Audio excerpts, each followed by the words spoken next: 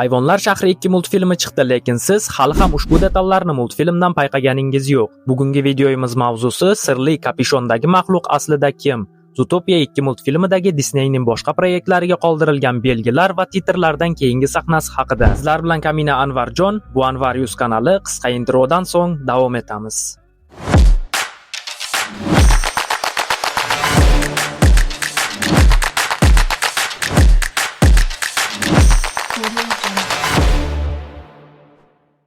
Bundan ancha oldin Disney bizga Zootopia 2 multfilmining ilk teaser treylerini taqdim etgan paytda Nick, Judy va Garri politsiyachilardan qochib boshqa bir notanish personajga duch kelishgandi. Ko'rinishidan qo'rqinchli, ko'zlari esa sariq rangda yonib turgan ushbu personajning qanday jonivor ekanligini anglash juda qiyin. Va nihoyat jiddiyroq va xavfliroq raqib ko'ramiz deb turgan paytimda ushbu personaj multfilmning ikkinchi qismida umuman qatnashgani yo'q. Ushbu personajni ilk bor ko'rganimda etik kiygan mushuk so'nggi tilak multfilmidagi o'lim bo'risini eslatgan edi. Ushbu sahnadagi atmosfera ham unga juda mos tushadi. Uning bo'yi ancha uzun bo'lganligi uchun Slowsonlar oilasidan kimdir bo'lishi mumkin emas. Balkim bu multfilmning 3-qismiga qoldirilgan belgi bo'lishi mumkin, chunki Disney bu sahnani bekordan bekorga bizga ko'rsatmaydi.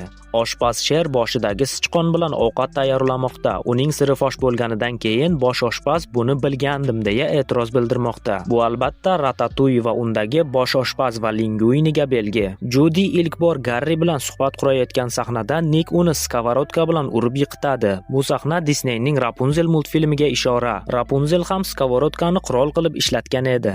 Men buni qilganimdan so'ng oilam nihoyat o'z uyiga qaytishi mumkin bo'ladi.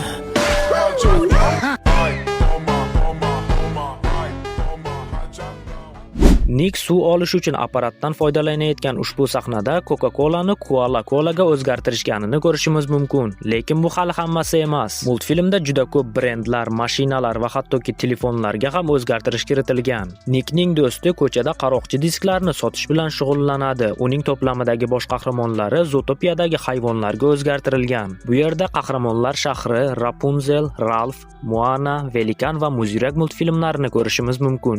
Ushbu begimotga esa siz aniq e'tibor bermagansiz. Begimot Judyning oldida 5 marta ketma-ket paydo bo'ladi. Xuddiki uni kuzatayotgandek, balki uni Judyning ota-onasi uni himoya qilishi uchun yollagan bo'lishlari mumkin. Millioner sichqonning qizi Judyga Nablesning vizitkasini berganda uning raqami 800-555-0199 ekanligini ko'rishimiz mumkin. Endi esa multfilmning boshirog'iga qaytsak, bu raqam ushbu mashinaga ham yozilgan ekan. Demak, Nables ilonni Zootopiaga kelishiga ko'maklashgan. Judy va Nick parkda ekanliklarida ikkita cho'chqa va bo'ri gaplashib turishibdi. Bu esa 3 cho'chqa va bo'ri ertagiga belgi. Ushbu sahnadagi Zuni Kyulo nomli brend aslida Uni Kyulo bo'lib, Yaponiya brendi hisoblanadi. Lekin ular nomni o'z shaharlariga moslashtirib olishgan. Bu yetmaganidek, iPhone belgisidagi tishlangan olmani tishlangan sabziga o'zgartirishibdi. Shuningdek, bu sahnada Google aslida ularning shahrida Zoogle ekanligini ko'rishimiz mumkin. Hayvonlar shahri 2 multfilmi premyerasidan oldin Volkswagen kompaniyasi multfilm bilan kollaboratsiya qilgan edi. Shuning uchun bu mashinaning markasi Volkswagen, faqat unga ham biroz o'zgartirishlar kiritilgan. Bu sichqon esa shu qadar boy ekanki, o'tiradigan stolini oltindan bo'lgan pishloq bilan bezatgan. O'zi aslida uning o'tiradigan stoli 100 gramm ham chiqmasa kerak. Judy va Nick majlisni buzishdi va zebralar kelib jinoyatchini qo'lga olishdi.